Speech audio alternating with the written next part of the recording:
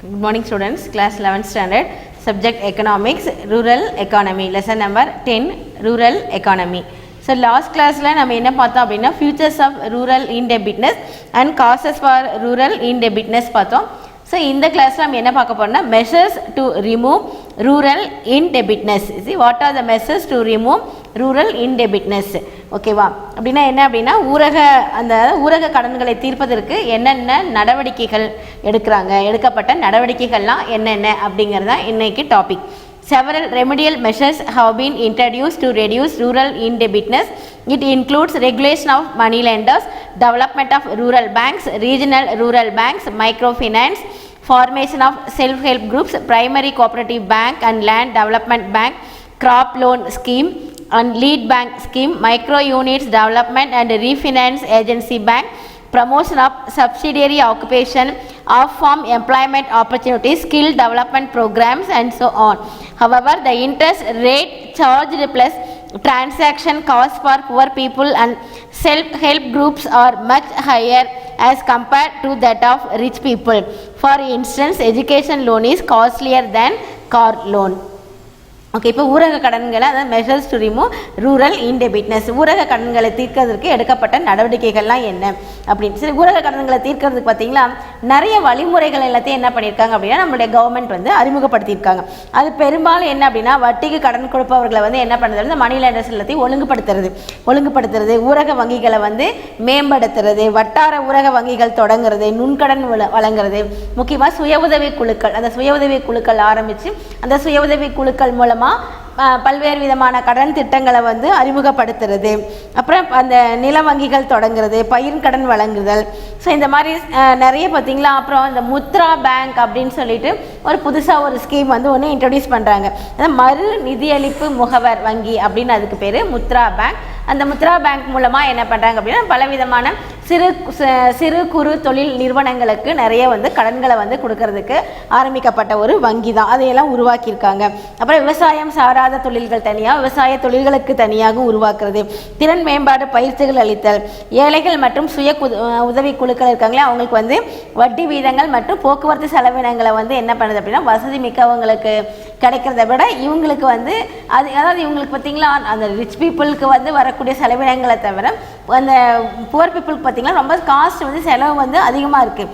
Example என்ன அப்படின்னா நம்ம காருக்கு வாங்குகிற கடனை விட கல்வி கடனுக்கு கொடுத்த அதனுடைய வட்டி பார்த்திங்களா அதிகமாக இருக்குது. அதாவது அந்த காருக்கு வந்து கவர்மெண்ட்டோ இல்லை மற்ற பேங்க்கோ கொடுக்குற அந்த லோனுக்கு உண்டான இன்ட்ரெஸ்ட்டை விட எஜுகேஷன் லோன் வாங்கியிருந்தோமா அதுக்கு வந்து இன்ட்ரெஸ்ட் வந்து ரொம்ப அதிகமாக இருக்குது. ஸோ நெக்ஸ்ட் பார்த்தீங்கன்னா regional rural bank RRBs. Regional rural bank came into existence based on the recommendation made by a working group on rural banks appointed by the government of India in 1975.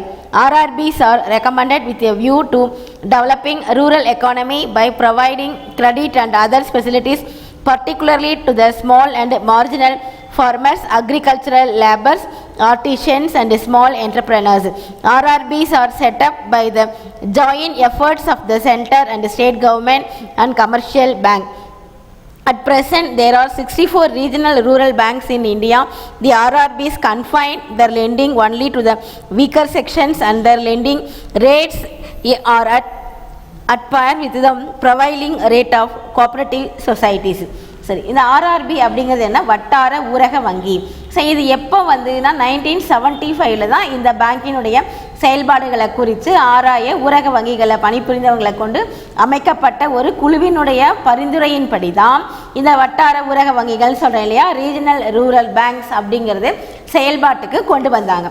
இது வந்து எதுக்காக அப்படின்னா முக்கியமாக சிறு மற்றும் குறு விவசாயிகள், வேளாண் தொழில் செய்கிறவங்களுக்கு, அப்புறம் கிராம கைவினை கலைஞர்கள், சிறு நிறுவனங்களுக்கு கடன் கொடுக்கறது, பிற உதவிகளை வந்து வழங்குறது, முக்கியமாக எங்கே அப்படின்னா ஊரக பகுதியில் இருக்கக்கூடிய ரூரல் பிளேசஸில் இருக்கக்கூடியவங்களுக்காக அவங்களுடைய பொருளாதார வளர்ச்சி வந்து மேம்பாடு அடையணும் அப்படிங்கிறதுக்காக இந்த வட்டார ஊரக வங்கிகள் வந்து பரிந்துரை செய்து அந்த பரிந்துரையின் பேரில் என்ன பண்ணுறது அப்படின்னா கடன் உதவிகள் வந்து செய்கிறது. இது மத்திய மாநில அரசுகள் வந்து வணிக வங்கிகளுடைய கூட்டு முயற்சியால் உருவானது தான் இந்த RRB, ரீஜனல் ரூரல் பேங்க் அப்படின்னு சொல்கிறோம். இப்போ இது பார்த்தீங்களா மொத்தம் டோட்டலாக 64 பேங்க் இருக்குது. அது யாருக்கு அப்படின்னா பொருளாதாரத்தில் ரொம்ப வந்து நலிவடைந்தவங்க யாரோ அவங்களுக்கு இருக்குது.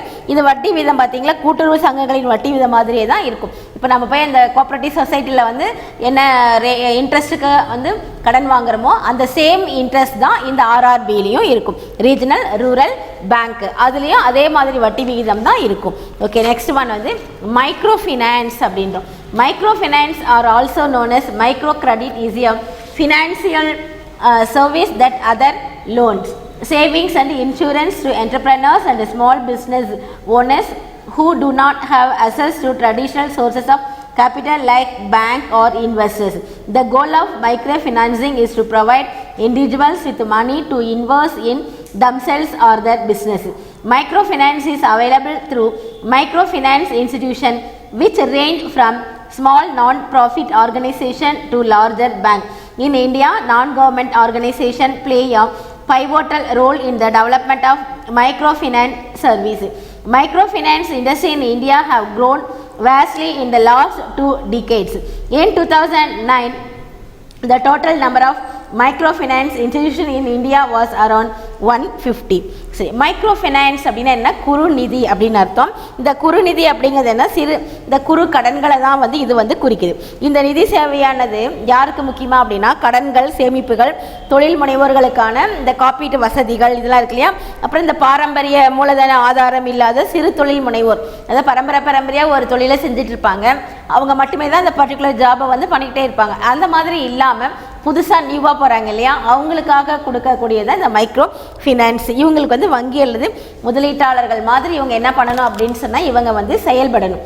ஓகே, இதில் வந்து என்ன அப்படின்னா இந்த சிறு தொழில் புரிவர்கள் தேவையான நிதியை வந்து கொடுத்து அதன் மூலமாக அவங்கள வந்து என்ன பண்ணுறது அப்படின்னா இந்த வியாபாரத்தில் வந்து ஈடுபடுத்தணும். முக்கியமாக இந்த ட்ரேடிங்கில் ஈடுபடுத்துறது தான் அதனுடைய முக்கியமான ஒரு நோக்கம். இந்த குறுநிதியானது இதை வந்து என்னன்னு சொல்கிறோம் அப்படின்னா வந்து மைக்ரோ ஃபினான்ஸ் இன்ஸ்டிடியூஷன் அப்படின்றோம். இது வந்து குறுகடன் வழங்கும் நிறுவனங்கள் மூலம் தான் இது என்ன பண்ணுறாங்க அப்படின்னா இந்த மைக்ரோ ஃபினான்ஸை வந்து கொடுக்குறாங்க. ஓகேவா, இதில் வந்து என்ன சிறிய லாப நோக்கமில்லாத நிறுவனங்கள்ட்ட வந்து என்ன பண்ணுறாங்க அப்படின்னா வாங்கி அதாவது லாப நோக்கமே இருக்கக்கூடாது. யாருக்கு அந்த லாப நோக்கம் இல்லாத வங்கிகள் தான் என்ன பண்ண சின்ன வங்கிகள் ஆரம்பித்து பெரிய வங்கிகள் வரை என்ன பண்ணுறாங்க அப்படின்னா இந்த மைக்ரோ ஃபினான்ஸுக்கு வந்து கடன் வந்து கொடுக்குறாங்க. இது வந்து அரசு சாராத நிறுவனங்கள், என்ஜிஓஸ் அப்படின்னு சொல்லி நான் கெசட்டட் ஆர்கனைசேஷன் அப்படின்னு சொல்லியா அதுலேயே இந்த மாதிரியான கடன் வழங்குறதுல அவங்களும் எப்படி இருக்காங்க அப்படின்னா முன்னோடியாக தான் இருந்துட்டு இருக்காங்க. ஸோ இந்தியாவில் பார்த்தீங்களா இந்த மைக்ரோ ஃபினான்ஸ் மூலமாக 20 இயர்ஸ் இந்த 20 இயர்ஸாக பார்த்தீங்களா நல்ல ஒரு க்ரோத், 20 வருடங்கள்லாம் இது என்ன இருக்குது அப்படின்னா இந்த மைக்ரோ ஃபினான்ஸ் நல்ல ஒரு வளர்ச்சி அடைந்திருக்கு, நல்ல ஒரு வளர்ச்சி அடைந்த சூழ்நிலையில் தான் இருக்குது. ஸோ இந்தியாவில் பார்த்தீங்களா 2009 தான் வந்து இந்த மைக்ரோ ஃபினான்ஸ் வழங்கும் நிறுவனங்களோட எண்ணிக்கை வந்து எவ்வளோ இருந்ததுன்னா 150 இருந்தது. சரி, நெக்ஸ்ட்டு செல்ஃப் ஹெல்ப் குரூப்ஸ் அப்படின்னு சொல்கிறோம், சுய உதவி குழுக்கள். So self help groups are informal voluntary association of poor people from the similar socio-economic background up to 20 women, average size is 14. They came together for the purpose of solving their common problems through self-help and mutual help. The SHG promotes small saving among its members. They save small amounts, rupees 10 to rupees 50 a month. The savings are kept with a bank. After saving regularly for a minimum of 6 months, they lend small amounts to their members for interest. Based on their performance, they are linked with the bank for further assistance under SHG Bank Link program started in 1992. It is a holistic program of micro enterprises covering all aspects of self-employment, organization of the rural people into self-help groups and their capacity building, planning of activity clusters, infrastructure build-up, technology, credit and marketing. சரி, சுய உதவி குழுக்கள் அப்படின்னு சொல்கிறோம். இந்த சுய உதவி குழு அப்படிங்கிறது பார்த்திங்களா ஒரே மாதிரியான சமூக பொருளாதார பின்னணி கொண்ட பெண்கள் 20 பேர்த்து என்ன பண்ணிப்பாங்க அப்படின்னா தேர்ந்துக்குவாங்க. அதாவது 20 மெம்பர்ஸ் வரை அப்ராக்சிமேட்டாக 14 இருக்கணும். 14லேருந்து 20 மெம்பர்ஸ் வரைக்கும் ஒரே மாதிரியான சமூக பொருளாதார பின்னணி கொண்ட பெண்கள் என்ன பண்ணுறாங்க தன்னிச்சையாக செயல்படக்கூடிய ஒரு அமைப்பு தான் செல்ஃப் ஹெல்ப் குரூப்ஸ் அப்படின்னு சொல்கிறோம். இந்த உறுப்பினர்கள் என்ன பண்ணுவாங்கன்னா சுய உதவி மற்றும் பரஸ்பர உதவிகள் மூலம் பொதுவான பிரச்சனைகளை அவங்க என்ன பண்ணிக்கிறாங்க அப்படின்னா தீர்த்துக்கிறாங்க. சுய உதவிக்குழு உறுப்பினர்கள் என்ன பண்ணுவாங்கன்னா முதல்ல ஒரு சிறு சேமிப்பு, இது வந்து அவங்களுடைய சிறு சேமிப்பை வந்து அதிகரிக்கிறதுக்கு வந்து இது உதவுது. அவங்க என்ன பண்ணுறாங்க அப்படின்னா ஒவ்வொரு மந்த்தும் அதாவது 10 rupees 150 வரை என்ன பண்ணுறாங்க அப்படின்னா பேங்க்கில் வந்து சேமிக்கிறாங்க. இந்த மாதிரி தொடர்ந்து ஒரு 6 months 6 மாதங்கள் சேமித்ததுக்கு பின்னாடி என்ன பண்ணுறாங்க அப்படின்னா அதில் இருக்கக்கூடிய அந்த அமௌண்ட்டை அந்த குழுவில் உள்ள உறுப்பினர்கள் இருக்காங்க இல்லையா, அந்த தேவைப்படக்கூடிய உறுப்பினர்களுக்கு என்ன பண்ணுவாங்க அப்படின்னா அந்த பணத்தை வந்து கொடுக்குறாங்க, வட்டிக்கு கொடுப்பாங்க. அது வெரி ஸ்மால் இன்ட்ரெஸ்ட் தான். அது வந்து அந்த செயல்பாடுகளை இதுதான் இந்த மாதிரி என்ன பண்ணுவாங்க அப்படின்னா அவங்களுடைய குழுக்கள்லேயே இது வந்து அப்படியே ரொட்டேஷன் ஆகிட்டே இருக்கும். ரொட்டேஷன் ஆனதுக்கப்புறம் ஒரு பர்டிகுலர் ஸ்டேஜுக்கு அப்புறம் என்ன ஆகும் அப்படின்னா கவர்மெண்ட்டே என்ன பண்ணுவாங்கன்னா ஒரு லார்ஜ் அமௌண்ட்டை வந்து இவங்களுக்கு வந்து என்ன பண்ணுவாங்க அப்படின்னா கடனாக வந்து கொடுக்க ஆரம்பிப்பாங்க. ஸோ அவங்க அதை வச்சு அவங்க என்ன பண்ணுவாங்க அப்படின்னா அந்த குழுக்களில் இருக்கிறவங்க ஷேர் பண்ணி அந்த அமௌண்ட்டை வந்து பிரிச்சுப்பாங்க. ஸோ இந்த திட்டம் பார்த்திங்கன்னா சுய வேலைவாய்ப்பை ஏற்படுத்துவதோடைய மட்டும் இல்லாமல் ஊரக ஏழை மக்களை வந்து இணைப்பதற்கும் அவங்களுடைய திறன்களை வந்து மேம்படுத்துவதற்கும் அவங்களுடைய செயல்பாடுகளை வந்து நல்லா திட்டமிட்டு நல்ல ஒரு குடும்பத்தில் ஒரு சுமூகமான ஒரு பொருளாதாரத்தை கொண்டு வரதுக்கும் உள்கட்டமைப்பு வசதியை நிறைய உருவாக்குவதற்கும் மற்ற கடன் சந்தைப்படுத்துதல் எல்லா தேவைகளையும் வந்து பூர்த்தி செய்வதற்காக அரசாங்கத்தால் உருவாக்கப்பட்ட ஒரு திட்டம் தான் இந்த செல்ஃப் ஹெல்ப் குரூப்ஸ். நாளடைவில் அது வந்து நிறைய தனியார் நிறுவனங்களும் இதில் என்ன ஆரம்பித்தாங்க இன்டர்ஃபியர் ஆக ஆரம்பித்தாங்க.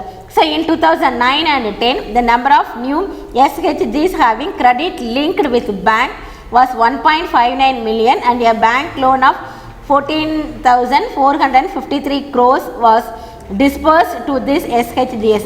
Further, the number of SHGs which maintain saving accounts with the bank at the end of March 2010 was 6.95 million. So இது வந்து எப்போ இது ஆரம்பித்தாங்கன்னு சொன்னால் 2009 and 2010 அப்போ இருந்து பார்த்தீங்களா 1.59 மில்லியன் புதிய சுய உதவி குழுக்கள் எஸ்ஹெச்சிஸ் என்ன பண்ணுறாங்க அப்படின்னா இந்த கடன் பெறக்கூடிய வசதியோடு வந்து என்ன பண்ணாங்க இணைச்சாங்க. ஸோ இதன் மூலமாக அவங்களுக்கு எவ்வளோ அமௌண்ட் வந்து கடன் கொடுத்துருக்காங்க அப்படின்னு சொல்லி பார்த்தீங்களா 14,453 கோடி வந்து அந்த செல்ஃப் ஹெல்ப் குரூப்ஸுக்கு என்ன பண்ணியிருக்காங்க அப்படின்னா கடன் கொடுத்துருக்காங்க. இது வந்து மார்ச் எண்டில் பார்த்தீங்களா 6.95 மில்லியன் சுய உதவி குழுக்கள் என்ன பண்ணியிருக்காங்க அப்படின்னா அந்த வங்கிகளில் தங்களுடைய சேமிப்பு கணக்கை வந்து எல்லாரும் வச்சுருக்காங்க. ஸோ அவங்கக்கிட்ட இருக்கக்கூடிய சேமிப்பை எடுத்து தான் அவங்களுக்கு என்ன பண்ணுறாங்க அரசாங்கம் வந்து பணத்தை வந்து கடனாக கொடுத்துட்ருக்கு. சரி, under NABARD SHG linkage program SHG can borrow credit from bank on showing their successful track record of regular repayments of their borrowers. It has been successful in the states like Andhra Pradesh, Tamil Nadu, Kerala and Karnataka. During 2005 and 6, these states received approximately 60% of SHG linkage credit. சரி, இதில் வந்து இன்னொன்று என்ன அப்படின்னா இந்த NABARD bank வந்து என்ன பண்ணுதுன்னா அவங்க வந்து இவங்களோட வந்து இந்த லிங்கேஜ் ப்ரோக்ராம் அந்த வங்கி இணைப்பு திட்டத்தின்படி உறுப்பினர்களை என்ன பண்ணுறாங்க அப்படின்னா கடனை வந்து சரியாக திருப்பி செலுத்திய சுய உதவி குழுக்கள் இருக்காங்க இல்லையா அவங்களுக்கு வந்து என்ன பண்ணாங்கன்னா தொடர்ந்து அதாவது ப்ராப்பராக அந்த கடனை கட்டிக்கிட்டே இருக்கக்கூடிய சுய உதவி குழுக்களுக்கு என்ன பண்ணுறாங்க அப்படின்னா NABARD பேங்க் மூலமாகவும் வந்து உதவி பண்ணிட்டு இருக்காங்க. ஸோ 2005 and 6 பார்த்தீங்களா இந்த சவுத் தென் மாநிலங்கள்லாம் இருக்கு இல்லையா தமிழ்நாடு, கேரளா, கர்நாடகா இது எல்லாம் ரொம்ப வெற்றிகரமாக இந்த செயல்பட்டு என்ன பண்ணியிருக்காங்க அப்படின்னா 60% சுய உதவி குழுக்கள் என்ன பண்ணியிருக்காங்க அப்படின்னா நிறைய கடனை NABARD பேங்க் மூலமாக வாங்கியிருக்காங்க. ஸோ NABARD பேங்க் என்ன பண்ணுறாங்க அப்படின்னா இந்த எஸ்ஹெச்ஜிஸ்க்கு வந்து தேவையான அளவுக்கு வந்து உதவி பண்ணியிருக்காங்க. இந்த 60% கிரெடிட் வந்து NABARD பேங்க் மூலமாக வாங்கியிருக்காங்க. சரி, the main objective of this program is to bring the beneficiaries above the poverty line by providing income generating assets to them through bank credit and government subsidy. NABARD estimates that there are 2.2 million SHGs in India representing 33 million members that have taken loan from banks under its linkage program to date. The SHG banking linkage program since its beginning has been predominant in certain states, showing special preferences especially for the southern regions like Andhra Pradesh, Tamil Nadu, Kerala and Karnataka. These SHGs have helped the bank to accumulate more funds. Actually, the bank charged higher interest for the SHGs than car owners. So இந்த திட்டத்தினுடைய முக்கிய நோக்கம் அப்படிங்கிறது என்ன அப்படின்னா கடன் மற்றும் அரசாங்க மானியம் இதெல்லாம் இருக்கு இல்லையா இது எல்லாத்தையும் கண்டிப்பாக வந்து கொடுத்து இந்த ஏழைகளுக்கு அதுக்குண்டான வருவாய் ஈட்டுவதற்கான ஆதாரங்களை எல்லாம் நிறைய வந்து பெருக்கி பல பயனாளிகளை வந்து ஏழ்மை கோட்டிற்கு மேல், அதாவது என்ன சொல்கிறாங்க, பிலோ பாவர்ட்டி லைனில் பிபிஎல் லைனில் இருக்கிறவங்க எல்லாத்தையும் எதில் கொண்டு வரணும்னு சொல்கிறாங்க, அபோவ் பாவர்ட்டி லைன், அந்த வறுமை கோட்டிற்கு மேலே வந்து கொண்டு வரதான் முக்கியமான ஒரு நோக்கம். ஸோ இந்த நபார்டு வங்கியினுடைய கணக்கீட்டின் படி பார்த்தீங்களா 2.2 மில்லியன் சுய உதவி குழுக்கள் வந்து இந்தியாவில் இருக்காங்க. இதில் 33 மில்லியன் உறுப்பினர்கள் பார்த்தீங்களா வங்கி இணைப்பு திட்டத்தின் கீழ் வங்கி கடன் வந்து என்ன பண்ணிட்டு இருக்காங்க அப்படின்னா வாங்கிட்டு தான் வந்து இருக்காங்க. சரி, இன்னொன்று பார்த்தீங்களா, இந்த எஸ்கேஜி வங்கி இணைப்பு திட்டம் தொடக்க முதல்ல என்ன பண்ணியிருக்காங்கன்னா சில மாநிலங்களில் வந்து ரொம்ப சிறப்பாக செயல்பட்டு வந்துட்டு இருக்காங்க. குறிப்பாக எதை சொல்கிறாங்கன்னா ஆந்திர பிரதேஷ், தமிழ்நாடு, கேரளா, கர்நாடகா. ஸோ இங்கே ரொம்ப சிறப்பாக செயல்பட்டு வரதுனால இவங்களுக்கு என்ன பண்ணுறாங்க அப்படின்னா முன்னுரிமை வந்து கொடுத்துட்ருக்காங்க. நெக்ஸ்ட் இதனுடைய features. SHG is generally an economically homogeneous group formed through a process of self-selection based upon the affinity of its members. Most SHGs are women group with membership ranking between 10 and 20. SHGs have well-defined rules and bylaws, hold regular meetings and maintain records and savings and credit discipline. SHGs are self-managed institutions characterized by participatory and collective decision making. Okay, இதனுடைய features எல்லாம் என்ன, முக்கிய இயல்புகள் என்ன? First one, SHG is generally an economically homogeneous group formed through a process, a self selection based upon the affinity of its members அப்படின்றோம். சுய உதவி குழுவினுடைய உறுப்பினர்கள் என்ன பண்ணாங்கன்னா பொதுவாக ஒரே மாதிரியான பொருளாதார நிலையில் உள்ளவர்கள் தான் இதில் வந்து உறுப்பினர்களாக செய்கிறாங்க. ஸோ அந்த குழுவினர்களுடைய இருக்கக்கூடிய அந்த புரிந்துணர்வினுடைய அடிப்படையில் என்ன பண்ணுறாங்க அப்படின்னா உறுப்பினர்களை வந்து சுயமாக தேர்ந்தெடுக்கிறாங்க. Second, most SHGs are women group with membership ranking between 10 and 20. பெரும்பாலான சுய உதவி குழுக்கள் பார்த்தீங்களா 10லிருந்து 20 பெண் உறுப்பினர்களை தான் வச்சுருக்காங்க. SHGs have well defined rules and bylaws, hold regular meetings and maintain records and savings and credit discipline. தமக்குன்னு என்ன பண்ணியிருக்காங்கன்னா வடிவமைக்கப்பட்ட ஒரு சட்டங்கள், விதிமுறைகள், இது எல்லாமே அந்த SHG அப்படி அவங்களுக்கு வந்து இருக்குது. அந்த ரூல்ஸ் அண்ட் ரெகுலேஷன்ஸை என்ன பண்ணுறாங்க அவங்க ஃபார்ம் பண்ணி அதில் என்ன சொல்லியிருக்காங்களோ அதை வந்து அந்த குரூப்பில் இருக்க பெண்கள் வந்து என்ன பண்ணிட்டு இருக்காங்க, ஃபாலோ பண்ணிட்டு இருக்காங்க. தொடர்ச்சி அவங்க என்ன பண்ணுறாங்கன்னு சொல்கிறாங்க, கூட்டம் நடத்துகிறாங்க, முறையாக அந்த ரெக்கார்ட்ஸ் பதிவேடுகள் எல்லாம் என்ன பண்ணுறாங்க, பராமரிக்கிறாங்க. சேமிப்பு மற்றும் கடன் வழங்கும் அந்த அட்டைகள் எல்லாத்தையும் என்ன பண்ணுறாங்க, ஒழுங்காக கடைப்பிடிச்சு அதில் கரெக்டாக வந்து ரூல்ஸ் அண்ட் ரெகுலேஷன்ஸ் என்ன பண்ணுறாங்க, ப்ராப்பராக ஃபாலோ பண்ணிட்டு இருக்காங்க. லாஸ்ட் பாயிண்ட் என்ன சொல்கிறாங்கன்னா, இந்த self manage institutions characterised by participatory and collective decision making. அந்த முழு பங்கேற்பினை வந்து அளித்து அனைவரும் என்ன பண்ண கலந்தாலோசித்து முடிவெடுப்பதனுடன் தங்களை தாங்களே என்ன பண்ணியிருக்காங்க அப்படின்னா நிர்வகித்து கொள்ளக்கூடிய ஒரு திறமையை இவங்களுக்கு இருக்குது. சரி, நெக்ஸ்ட் பார்த்தீங்கன்னா micro units development and refinance agency bank, Mudra bank அப்படின்னு சொல்கிறேன் இல்லையா. It is a public sector financial institutions which provide loan at low rates to micro finance institutions and non-banking financial institutions which them provide credit to micro, small and medium enterprises. It was launched on 8th April 2015. சரி, இது வந்து ஒரு பொதுத்துறை சார்ந்த ஒரு நிதி நிறுவனம். இது சிறு குறு நிதி நிறுவனங்களும் வங்கி சாரா நிதி நிறுவனங்களுக்கும் மற்றும் நடுத்தர நிறுவனங்களுக்கும் கடன் வழங்குது. இது எப்போ ஸ்டார்ட் பண்ணாங்கன்னா இது ஏப்ரல் 8, 2015 அன்னையிலேருந்து ஆரம்பிக்கப்பட்டது தான் இந்த முத்ரா பேங்க் அப்படின்னு சொல்கிறேன் இல்லையா. இது Mudra bank it is a public sector. Next, the principal objectives of the Mudra bank. இதனுடைய பிரின்சிபல் ஆப்ஜெக்டிவ் என்ன? Regulate the lender and the borrower of micro finance and bring stability to the microfinance system, extend finance and credit support to microfinance institutions and agencies that lend money to small business, retailers, self-help groups and individuals. Register all MFIs and introduce a system of performance rating and accreditation for the first time. Offer a credit guarantee scheme for providing guarantees to loan being offered to microfinance. So introduce appropriate technologies to assist in the process of efficient lending, borrowing and monitoring of distributed capital. Okay, next பார்த்தீங்களா இந்த முத்ரா பேங்கினுடைய முதன்மையான நோக்கங்கள் என்ன? First, regulate the lender and the borrower of micro finance and bring stability to the micro finance system. குறுங்கடன் வாங்குபவரையும் பெறுபவரையும் இதை என்ன பண்ணுதுன்னா ஒழுங்குபடுத்துது மற்றும் குறுங்கடன் வழங்குவதில் இருக்கக்கூடிய நிலைத்த தன்மையை வந்து இது ஏற்படுத்துது. Next, extend finance and credit support to micro finance institution and agencies that lend money to small business, retailers, self help groups or individuals. சிறு தொழில் புரிபவர்கள், சில்லறை வியாபாரிகள், சுய உதவி குழுக்கள் மற்றும் தனிநபர்களுக்கு இவங்க என்ன பண்ணாங்கன்னா கடன் வழங்குதல், சிறுநிதி நிறுவனங்களுக்கு மேலும் நிதி மற்றும் கடன் வசதியை வந்து ஏற்படுத்தி தருதல். Register all MFIs and introduce a system of performance rating and accelerating for the first time.